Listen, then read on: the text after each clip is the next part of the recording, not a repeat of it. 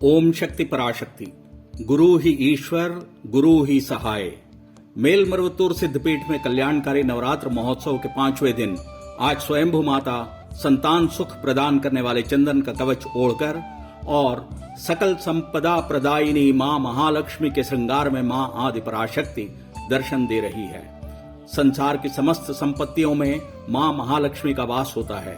इसके साथ धन, धान्य, संतान, सौभाग्य, वैराग्य, धैर्य, जीत, मन की शांति, इन सब की प्रदायिनी है मां महालक्ष्मी। संसार की सभी संपदा महालक्ष्मी के अंश और कृपा हैं। वह फसल में धान बनकर, वीरों के पास धैर्य, पशुओं में गौलक्ष्मी बनकर वास करती है। मां महालक्ष्मी की कृपा प्राप्त हो तो असाध्य भी साध्य बन जाते हैं। समुद्र मंथन के समय अष्ट लक्ष्मियों का प्राकट्य हुआ, जो क्रमशः संतान, धन, धान्य, धैर्य, वीर्य, विजय, विद्या और गज लक्ष्मियां हैं और इनकी उपासना करने पर अष्ट निधियां हमें प्राप्त होती है। ये सब हमें महालक्ष्मी की कृपा से ही प्राप्त होती है। जो हर दिन मंदिर में उपासना करता है और पवित्र चिंतन के साथ कार्यरत रहता है, उसे मां लक्ष्मी की कृपा प्राप्त होती है।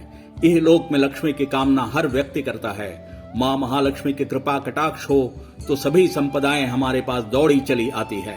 हमेशा सच बोलने वाले, शुद्धता के साथ रहने वाले, घर को साफ सुथरा और सजा कर रखने वाले, बड़ों का आदर करने वाले, मन में करुणा का भाव रखने वाले, दूसरों की सहायता करने वाले, दूसरों की निंदा न करने वाले, बच्चों से प्रेम करने वाले और सामाजिक कल्याण की कामना करने वालों के यहाँ लक्ष्मी देवी का वास होता है।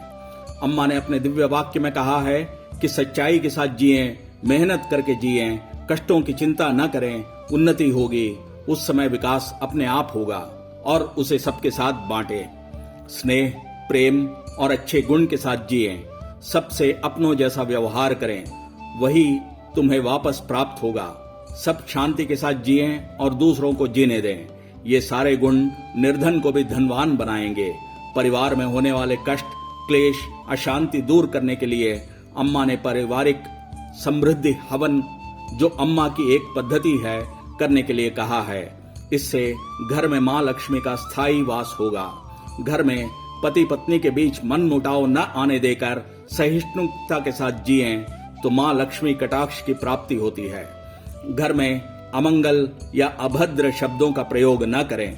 सकारात्मक विचारों को विकसित करें। जहां तक हो सके दान धर्म के कार्यों में लगे।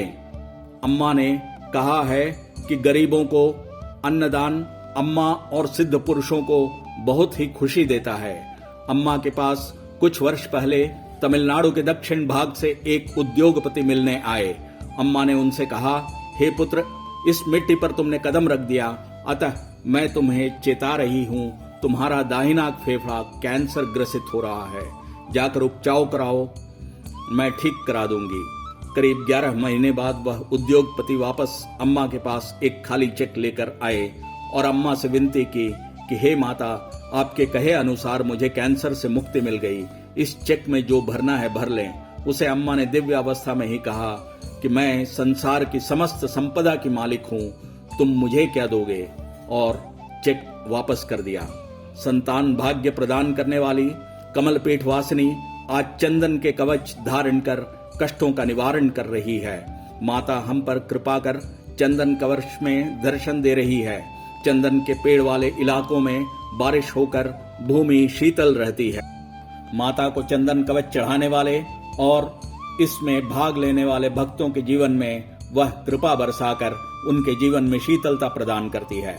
माता के द्वारा धारण किया गया चंदन हमें प्रदान करने वाले अनेक लाभों को याद दिलाता है।